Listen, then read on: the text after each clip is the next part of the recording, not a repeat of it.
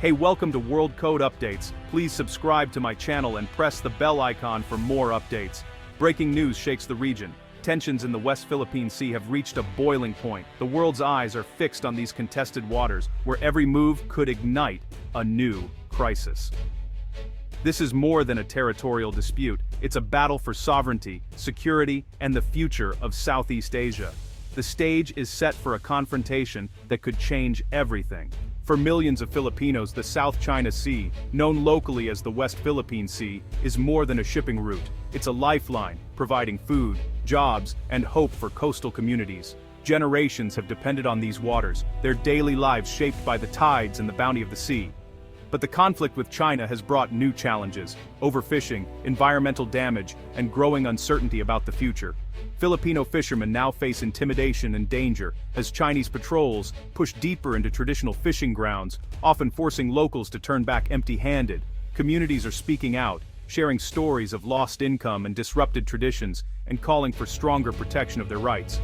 In response, the Philippine government has stepped up support, escorting fishermen, delivering aid, and forging new partnerships with regional allies. The conflict has also sparked a push for regional unity, as Southeast Asian nations seek common ground and peaceful solutions to shared challenges. Meanwhile, a new generation is rising: activists, students, and citizens determined to defend their seas and secure a sustainable future. The Philippines continues to champion international law, building alliances and seeking justice through global institutions. In this struggle, the true stakes are not just territory or resources, but the dreams and dignity of a nation's people. As the world watches, the Philippines stands resilient, determined to protect its heritage, its future, and the spirit of its people. China's claim to the South China Sea is symbolized by the infamous 9-dash line, first appearing on maps in 1947. Beijing argues this line is based on historical rights. Chinese sailors and fishermen, they say, have worked these waters for centuries. In 2013, China even added a 10th dash east of Taiwan, expanding its claim. But the claim is vague. Does it cover islands, waters, or both? China has never clarified. This ambiguity clashes with modern international law, especially UNCLOS, which China has ratified. UNCLOS provides clear rules for maritime zones, making China's sweeping claim incompatible. The 9-dash line is taught in Chinese schools and promoted in state media, fueling nationalism.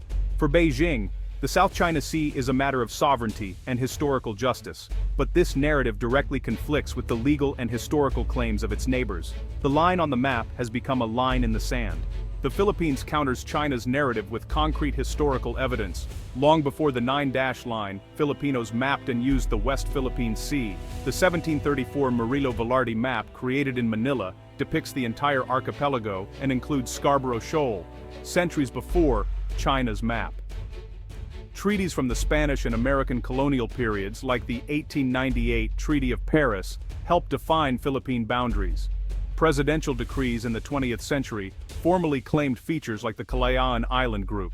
The Philippine claim is built on specific features, legal acts, and internationally recognized principles. It's not a sweeping claim over an entire sea, but a targeted, evidence-based argument. This approach aligns with international law, prioritizing legal clarity and verifiable evidence. For the Philippines, history is a source of legal strength. The past is their foundation for the future.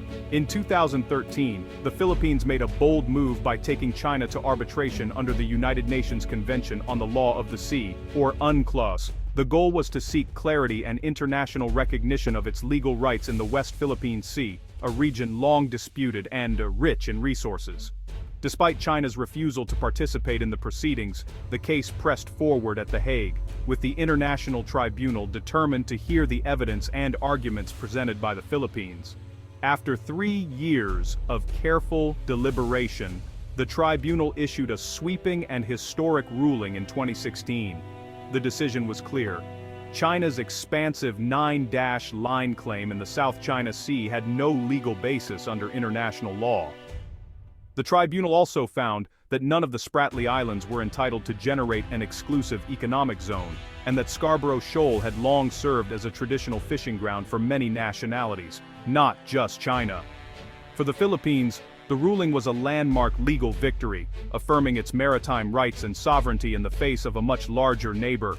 However, China immediately rejected the decision, dismissing it as a piece of waste paper. Despite the clear verdict, China continued its activities in the South China Sea, building artificial islands and maintaining a strong presence. While the ruling is legally binding under international law, the tribunal itself has no power to enforce its decisions, leaving implementation up to the international community and the parties involved. The true strength of the ruling lies in its moral and legal authority, setting a precedent for the rule of law in international waters and disputes. For the Philippines, the arbitral award became a cornerstone of its foreign policy, a clear internationally recognized victory that it could present to the world. It's a powerful tool to rally international support, defend sovereign rights, and assert its position in ongoing diplomatic negotiations. The world saw the law on Manila's side, even if China refused to comply, and many nations voiced their support for the tribunal's findings. The struggle for sovereignty and maritime rights continues, but the legal foundation is now firmly set, providing hope and leverage for future generations. The Philippines stands firm, armed with the rule of law and the backing of international justice, determined to protect its seas and its people. The 2016 arbitral victory gave the Philippines a legal shield, but it needed a sword. That sword is the Philippine Maritime Zones Act, signed into law in 2025. The act officially declares and defines the country's maritime zones in line with UNCLOS. It draws the Philippines' legal maritime borders, leaving no room for ambiguity. The law harmonizes domestic laws with international obligations, updating outdated treaties and consolidating everything into a single framework. It provides a solid legal basis for managing resources, enforcing laws, and protecting the marine environment. This is not an act of aggression, but of legal affirmation. The act codifies rights the Philippines already possesses under international law. By passing it, the Philippines sends a clear message: it is committed to a rules-based order. The Maritime Zones Act strengthens the country's position in the ongoing showdown. Law and diplomacy are now its primary weapons. The Maritime Zones Act is more than a statement, it's a detailed blueprint. It defines the territorial sea, extending 12 nautical miles from the baselines, where the Philippines exercises full sovereignty. The act clarifies the baselines, connecting the outermost islands as allowed by UNCLOS. Beyond this is the 200 nautical mile exclusive economic zone, or EEZ, the heart of the dispute with China. Within its EEZ, the Philippines has sovereign rights to all natural resources, including fish, oil, and gas. The law makes it clear: these are not disputed waters, but part of the Philippines' exclusive domain. The act also formally establishes the name West Philippine Sea in law, reinforcing national identity and ownership. This legal map aligns perfectly with the 2016 arbitral ruling. The act transforms international victory into concrete boundaries, giving agencies a clear mandate to enforce Philippine law. The country's hand on the water is now stronger than ever. In the battle for the West Philippine Sea, history is a weapon, and the 1734 Murillo Velarde map is one of the Philippines' strongest. Presented at The Hague, the map shows Scarborough Shoal as part of the Philippines centuries before China's 9-dash line. Its detail and accuracy make it a powerful rebuttal to China's claims of ancient discovery. The map has become a symbol of national pride and historical legitimacy. In 2012, a Filipino businessman brought a copy home, igniting public imagination. The Murillo Velarde map, along with other documents, forms the backbone of the Philippines' claim. It provides a tangible link to the past, grounding modern legal arguments in centuries of history. While China cites vague history, the Philippines points to specific, dated evidence.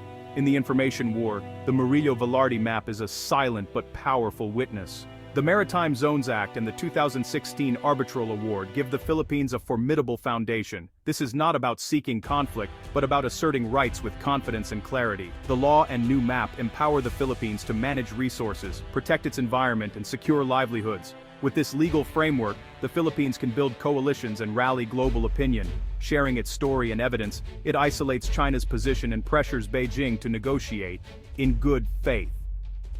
At home, the law unifies the nation and guides agencies in maritime security. This whole-of-nation approach is essential for long-term sovereignty without violence. The goal is not to win a war, but to win the peace. Where legal rights are respected and disputes resolved through dialogue, the new map is a roadmap to a stable, just future for the Philippines and the region. The world is watching, And this time, the law is on Manila's side.